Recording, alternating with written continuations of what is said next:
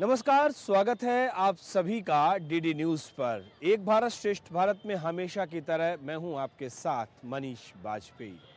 आज जिस जगह पर हम मौजूद हैं, इस जगह का सीधा संबंध चंद्रकांता से है।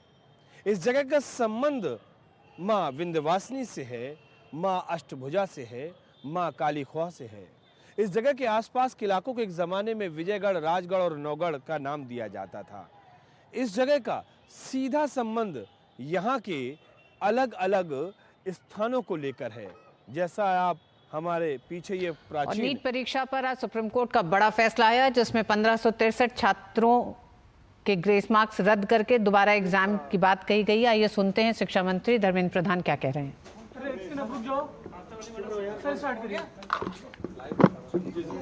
नीट को लेके एक फैसला आज सुप्रीम कोर्ट की स्तर से आई है। नीट में इस बार 24 लाख बच्चे परीक्षा दिए थे। कट ऑफ डेट में लगभग 13 लाख विद्यार्थी एग्जामिनेशन को क्वालिफाई किए। 4,500 तरीके सेंटर नीट एग्जामिनेशन के लिए देश भर में होती है। राजेश जी, आप थोड़ा क्वाइट रहिए।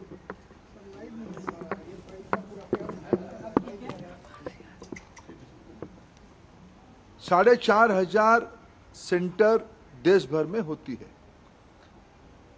अनेक देशों में भी नीट की सेंटर होती है। खाड़ी के देशों में होती है, पड़ोस की देशों में होती है, और 13 भाषा में एग्जामिनेशन होता है। दुर्भाग्य से इस बार नीट की 2 क्वेश्चन सेट्स होता है। गलती ना हो जाए इसीलिए चुनाव एग्जामिनेशन के दिन ही सूचित किया जाता है। क्वेश्चन सेट ए या बी को यूज किया जाएगा, आइदर ऑफ द वन। इस बार जब परीक्षा हुआ, गलती से आउट ऑफ 4,500 सेंटर 6 सेंटर में गलती से गलत सेट्स ऑफ क्वेश्चन आ गई। जब परीक्षा चल पड़ी, कुछ समय के बाद उसको संज्ञान में लिया गया और उसको विड्रॉ करके फिर सही प्रश्न पत्र दिया गया। उसमें कुछ टाइम लॉस हुई। उन 6 सेंटर में लगभग 1563 स्टूडेंट उसमें परीक्षा दे रहे थे। उनके मन में आया कि भाई ये हमारी साथ थोड़ा अन्याय हुई है, हमारी टाइम लॉस हुई है, हमारे लिए कुछ सोचनी चाहिए। सुप्रीम कोर्ट की एक स्टैंडिंग ऑर्डर है। इस प्रकार की कहीं एंट्रेंस में कुछ विषय आती है तो री एंट्रेंस ना कराते हुए एक एवरेज मार्किंग, ग्रेस मार्किंग की मेथड पे उनको कंपनसेट किया जा सकता है। ऐसे एक सुप्रीम कोर्ट की ऑर्डर है।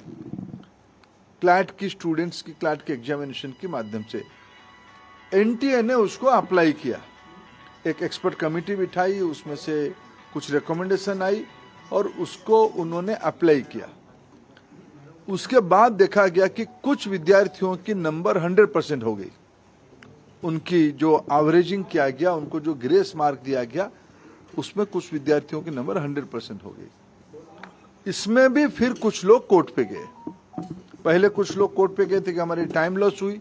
कोर्ट ने ऑर्डर दिया तो एनटीए को उसमें एक किस ग्रेस मार्किंग की प्रैक्टिस को अपनाना पड़ा, पद्धति को अपनाना पड़ा।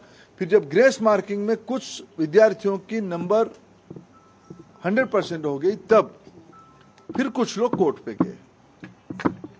उस बीच में एनटीए ने फिर एक एक्सपर्ट कमेटी बिठाई, एकेडमिक्स कमेटी बिठाई।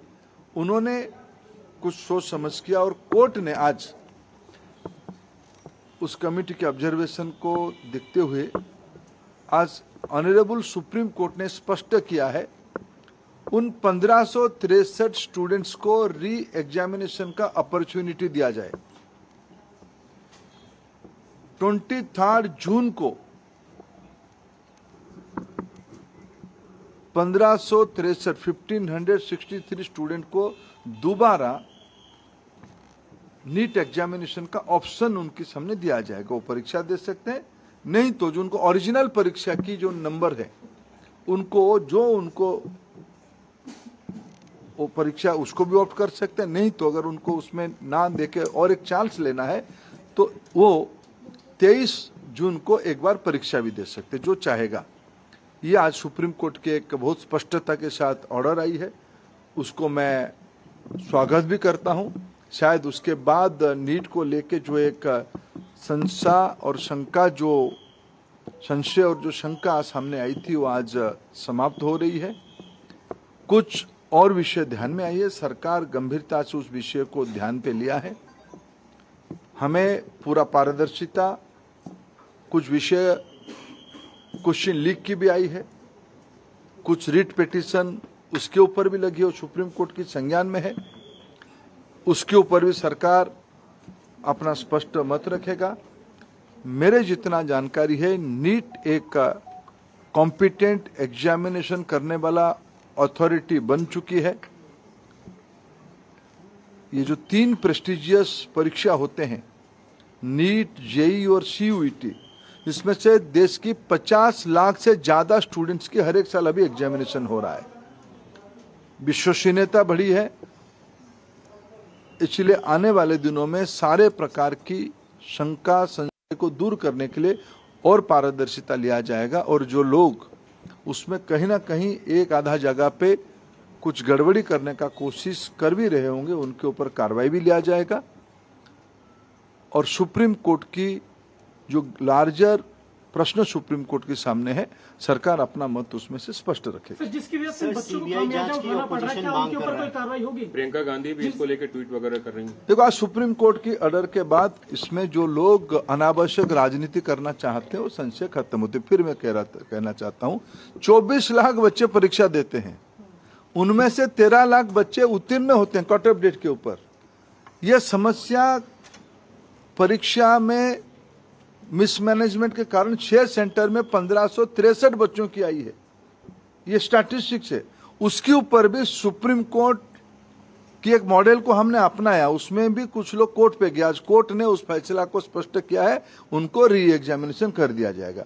इसलिए इसमें कोई संशय और शंका की गुंजाइश नहीं है।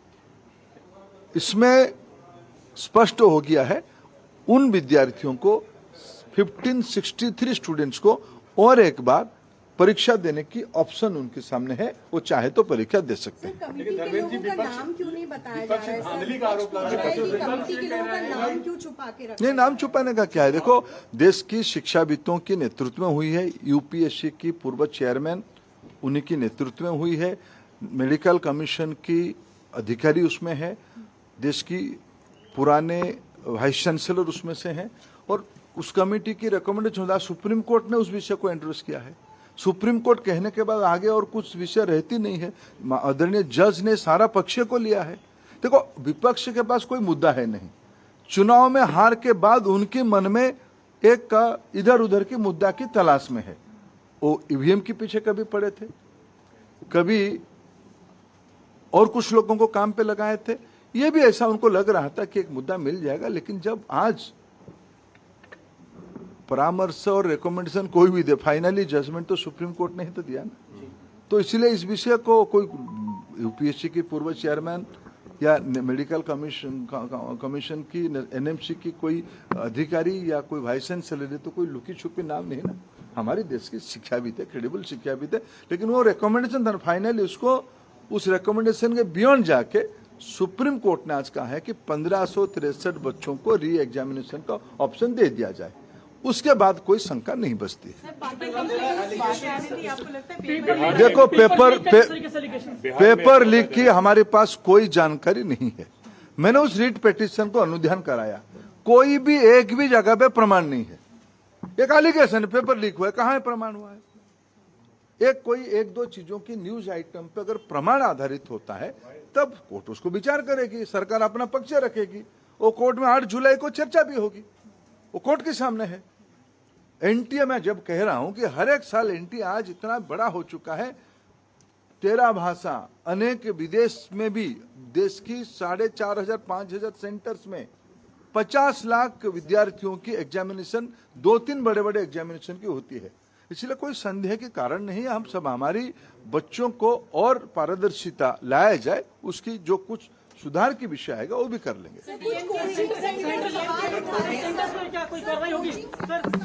एनटीए ग्रेस मामले पर सुप्रीम कोर्ट का बड़ा फैसला। वो 1563 छात्र जिन्हें ग्रेस मार्क दिया गया, सुप्रीम कोर्ट ने कहा है कि वो एक बार फिर उनके ग्रेस मार्क को रद्द करते हुए 23 जून को एक बार फिर उन्हें पेपर देने का एक विकल्प दिया गया है, परीक्षा में बैठने का। इसका स्वागत किया शिक्षा मंत्री धर्मेंद्र प्रधान ने। साथ ही साथ उन्होंने ये भी कहा कि पेपर लीक जैसे, यानी कि पेपर के लीक होने का कोई सबूत सामने नहीं आया है। उन्होंने कहा कि एनटीए एक विश्वसनीय संस्था है, उसकी विश्वसनीयता बनी हुई है। हालांकि उन्होंने इस बात का भी जिक्र किया है कि कुछ विषय हैं जिस पर कमेटी बनाई गई है और उस पर आगे देखा जाएगा, सोचा जाएगा और वो विचाराधीन है। साथ ही साथ उन्होंने ये भी कहा कि जो राजनीतिक दल इसमें राजनीति करने के लिए सोच रहे हैं तो उन्हें ये सोचना चाहिए कि छात्रों के भविष्य को लेकर इस तरह की राजनीति ना करें। ये बेहद एक तरह से गंभीर परीक्षाएं होती हैं जिसमें 24 लाख से ज्यादा छात्र इस परीक्षा में बैठते हैं, 13 लाख के करीब उत्तीर्ण करते हैं। साथ ही साथ की 13 भाषाओं में ये परीक्षा होती है। तकरीबन 4,500 सेंटर्स पे इस परीक्षा को किया गया है और सिर्फ देश में ही नहीं, देश के बाहर भी कुछ सेंटर्स इसके होते हैं।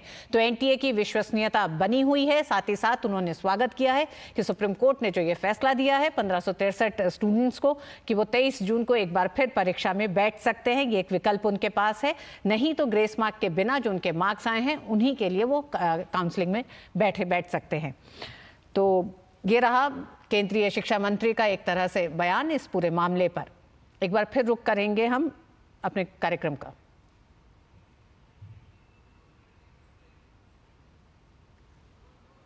पूरी दुनिया में अगर सबसे पहले कहीं अय्यारी शुरू हुई, अगर आप नहीं समझ रहे हैं अय्यारी का मतलब राजनीतिक जासूसी। अगर दुनिया में सबसे पहले कहीं अय्यारी शुरू हुई तो वो इसी जगह से हुई।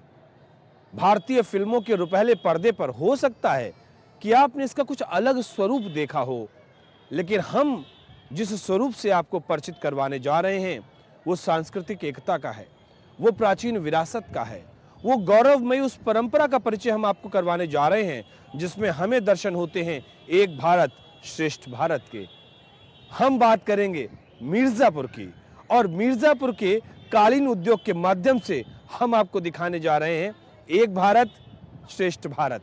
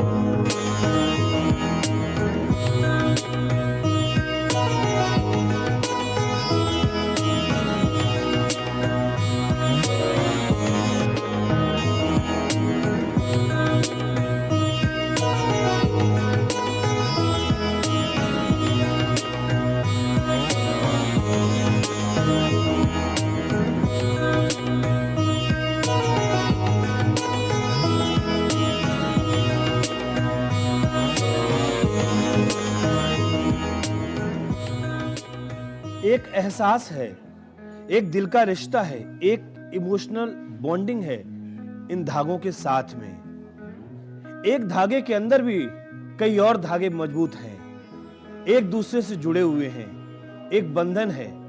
और जो लोग ये कहते हैं कि पत्थरों में जान नहीं होती, मुझे लगता है शायद वो गलत कहते हैं, क्योंकि अगर पत्थरों में जान ना होती तो एक संग तराश कैसे उस बोलती हुई मूर्ति को पत्थर से पैदा कर देता जो कि मंदिरों में जाती हैं और पूजने के योग्य हो जाती है। जब हम इन धागों की बात कर रहे हैं तो इन धागों में भी सपने सज रहे हैं, इन धागों में भी सपने बिन रहे हैं, इन धागों में भी न जाने एकता के कितने सूत्र समाहित हैं। बस जरूरत है तो इनको देखने की और इनको समझने की। ऐसे करते हुए जब मैं इस तरीके से कर रहा हूं तो मुझे ऐसा लग रहा है कि जैसे सितार के तारों पर जब हम इस तरीके से छेड़ते हैं तो सुर निकलते हैं, और जब इन धागों को कॉटन के इन यार्न को जब हम ऐसे कर रहे हैं तो ऐसे लग रहे हैं कि जाने कितने सपने इनसे बिने जा रहे हैं। जब हम मिर्जापुर और भदोही के कालीन उद्योग का जिक्र करते हैं तो न जाने कितने श्रमिकों के, न जाने कितने व्यापारियों के, न जाने कितने लोगों के इनसे न केवल घर के चूल्हे जल रहे हैं, घरों के चिराग जल रहे हैं, वरन बहुत सारे लोगों के सपने जवां हो रहे हैं। न जाने कितने घरों में लड़कियों की शादी ब्याह का आधार यही तागे बनते हैं। सोचिए ना सही किस तरीके से सामाजिक ताने बाने को मिर्जापुर भदोही का कालीन उद्योग जोड़ रहा है। और जरूरत इस बात की है कि हम ये समझें कि इस कालीन उद्योग में न तो धर्म का कोई भेद है, न जाति का कोई बंधन है, न वर्ग का कोई संघर्ष है, यहां पे ऊंच नीच भी नहीं है। अगर कोई यहां पर है तो सिर्फ भदोही मिर्जापुर कालीन उद्योग का पुजारी है। वो इसलिए कि कोई मन से इसको बुनता है, कोई मन से इसको रंगता है, उसी हिसाब से कोई इसको विक्रय करता है, और तब जाके जब हमारे और आपके घरों में ये कालीन सजता है तो फिर हमारे आपके चेहरे भी खिल उठते हैं और कहीं ना कहीं हम बरबस ये तारीफ कर बैठते हैं, वाह क्या बात है। ये है मिर्जापुर भदोही का कालीन। कालीन पहले जो भदोही आज की तारीख में जनपद है, वाराणसी जनपद से पृथक होकर के भदोही अलग से जनपद बना, और वो काफ़ी पहले मिर्जापुर जनपद का ही एक तहसील हुआ करती थी। तो पर्शियन कालीन का कंसेप्ट था दुनिया में, ईरानी कालीन आज भी मानी जाती हैं, और पहली बार उनको टक्कर देते हुए अगर एक औद्योगिक क्षेत्र में क्रांति हुई तो वो भदोही की कालीन थी। तो ब्रिटिशर्स आए थे, उन लोगों ने कालीन को शुरू किया, और धीरे धीरे यह पूरी क्षेत्र की व्यावसायिक गतिविधियों का केंद्र हो गया।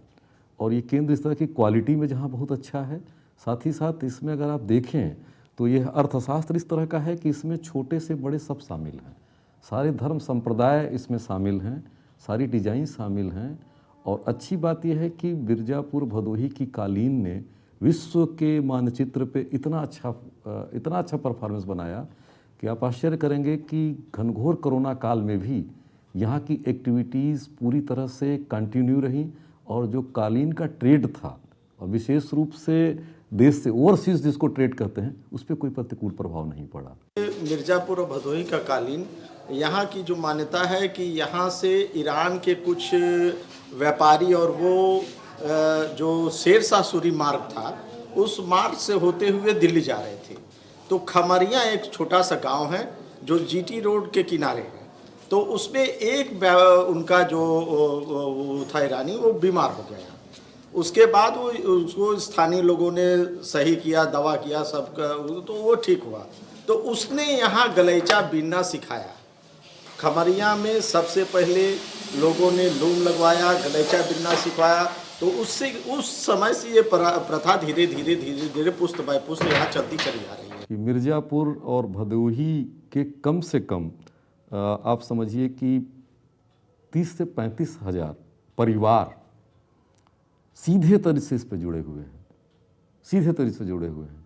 और एक परिवार का आप एक औसत साइज माने तो 5 का हम सैंपल साइज लेते हैं, जो कि ग्रास रूट लेवल पे रुके हुए हैं। उसके बाद कम से कम 1000 परिवार ऐसे हैं जो बीज की प्रोसेसिंग करते हैं, क्वालिटी कंट्रोल करते हैं। तो मेरा अपना ये मानना है कि तकरीबन 5 से 8 लाख की जनसंख्या ऐसी है जो निश्चित रूप से इस रोजगार से उनके परिवार चल रहे हैं, और चल रहे हैं, बहुत अच्छे से चल रहे हैं। ये मिर्जापुर भदोही का कालीन उद्योग इसी तरीके से यहाँ पे लगातार कालीन बनती है, और कितनी खासियत है, यहाँ पर बंसीलाल भी काम कर रहे हैं और यहाँ पर नसीम भी काम कर रहे हैं। दोनों ही लोग एक ही साथ एक ही टेबल बैठ के लगातार धागों को बुनते जा रहे हैं, कालीन बनता जा रहा है। और कितना अच्छी मिसाल मिलती है यहाँ पर धार्मिक सद्भाव की। कोई बंधन नहीं है, जिसको कहते हैं भारतीय एकता, उसकी अखंडता, ये जो हुनर है, इस हुनर के माध्यम से भारतीय ज्ञान परंपरा की श्रेष्ठता, ये सारी चीज़ें हमको यहाँ पर दिख रही हैं। बंसीलाल जी, आप हमें ये बताइए कि एक इस तरीके से कालीन कैसे आप बनाते, कितना टाइम लग जाता है इसको बनाने में? इसको बनाने में भाई साहब जैसा 2 आदमी हैं तो 2 महीने 2.5 महीने जैसा काम हो रहा है उसी के अनुसार इसका समय लगता है। तो रोज कितने घंटे लगभग देते हैं? इसमें 9 घंटा 8 घंटा 10 घंटा इतने भी टाइम देते हैं। और तब 2-2.5 महीने लग जाते हैं? हाँ, तब लग जाते हैं। अच्छा, तो क्या क्या काम करते हैं यहाँ पे, क्या क्या काम होता है? यहाँ कालीन यहीं बीन रहे हैं, इसको तैयार करने के बाद उसके बाद ऑर्डर कंपनी से ले आते हैं। अच्छा, उसके बाद वहाँ काती खुलती है, ताना होता है और ताने के बाद तो मैं काठ में लपेट करके इसको शुरू करते हैं। तो ये काठ में लिपटा हुआ है? हाँ, ये काठ में। ताना है? हाँ, ये है ना? ताना है। और ये जो आपके हाथ में है, ये सूत है काती। ये इसको बूलन भी बोलते हैं ना? हाँ। बूलन होता है ना? हाँ, काती है। अच्छा, ये काती है और ये ताना है। ताने में ये काती जाता है हाँ। और ये काती चूंकि वूलन है, ये भी ध्यान रखिएगा। और ये दोनों एक दूसरे के साथ वीविंग होती चली जाती है। और इस वीविंग के बाद में धीरे धीरे करके ये पूरा कालीन तैयार होता है, ऐसा ही ना? हाँ, ऐसे ही डिजाइन सामने जो नक्शा बना रहता है उसको डिजाइन देखते हुए उसी के माध्यम से मैं तैयार करता हूँ। चलिए बंसीलाल, नसीम जी आप इधर आइए, आपसे भी बात कर लेते हैं। आप ना जरा ये इधर देखिए कैमरे की तरफ, ये बताइए कि आप कब से इसको काम कर रहे हैं? अभी तो आप तो नौजवान ही लग रहे हैं। इसको काम करते हुए हमको लगभग 8 साल हो गए हैं। अच्छा, उधर देखिए आप कैमरे की तरफ। 8 साल, कैमरे में आपको हाँ 8 साल हो चुके हैं। अच्छा, तो कितना कमाते हैं महीने में इससे? इसमें काम अगर हम लोग करते हैं 8 से 9 घंटे काम करेंगे तो लगभग 8 से 10 हज़ार रुपये महीने का कमा लेते हैं। अच्छा, 8 से 9 घंटे रोज? हाँ, 8 से 9 घंटे। वो ये काम अपने ऊपर है, जितना चाहें उतना कर सकते हैं।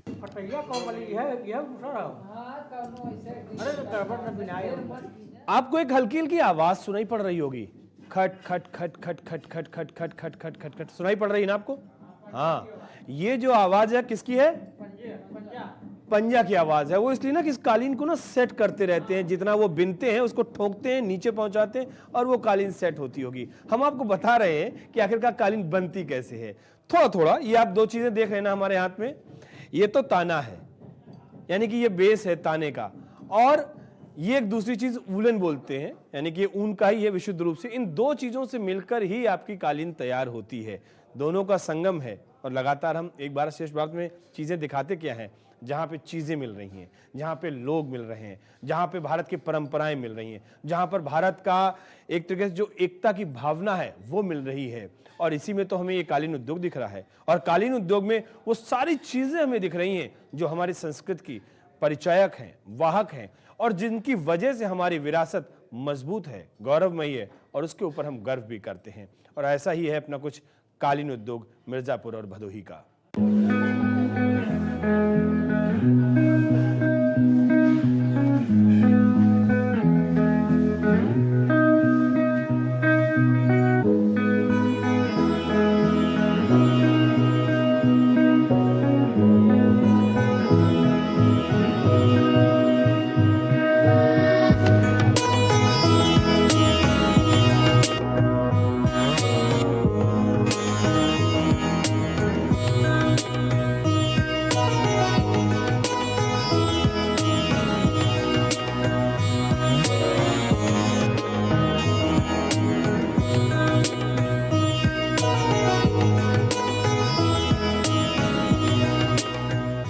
एक भारत श्रेष्ठ भारत कार्यक्रम की खासियत यही है कि हम आपको बारीक से बारीक जानकारी देते हैं, ताकि आप ये समझ सके कि आखिरकार हम बता क्या रहे हैं और कैसे बता रहे हैं, और साथ ही साथ उसमें छिपी अंतर्निहित भावना उसको भी हम आपको बताने की कोशिश करते हैं।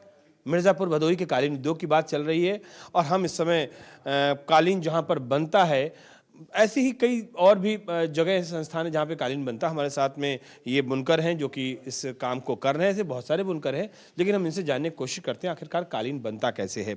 आप अपना नाम बताएं। भोलेनाथ। अरे भाई वाह भोलेनाथ, अब तो बात करने में थोड़ा सा डर लग रहा है हमको, लेकिन फिर भी कोशिश करते हैं। भोलेनाथ जी, आप हमको बताइए कि कालीन ये बनता कैसे, पूरा प्रोसेस क्या होता है? ताना पहले होता है, उसके बाद फिर कार्यक्रम चालू होता है काठ के ऊपर से। बुनाई, पंजा ठोकना, वोट खींचना, अंगुष्ठी देना, यही सब शुरुआत होती है। उसके बाद फिर काम चलता रहता है, इसे उतर जाता है तो नपता है जहाँ नपना होता है। जो मिर्ज़ापुर और भदोही का जो कालीन उद्योग है, ये काफ़ी टाइम से पहली बात तो चलता आ रहा है। हमारे पापा और हमारे दादा के ज़माने से, पहले दादा किया करते थे, फिर पापा करते थे, अब उनके बाद धीरे धीरे करके हम इस काम में एंट्री लिए हैं, इस काम को आगे बढ़ा रहे हैं। ये काम आज के टाइम में अगर देखा जाए तो बहुत बड़े पैमाने पे है और काफ़ी सारे इसमें व्यूवर्स हैं जो इसमें जुड़े हुए हैं, जिनके चलते उनका घर परिवार सब कुछ धीरे धीरे करके चलता चला जा रहा है।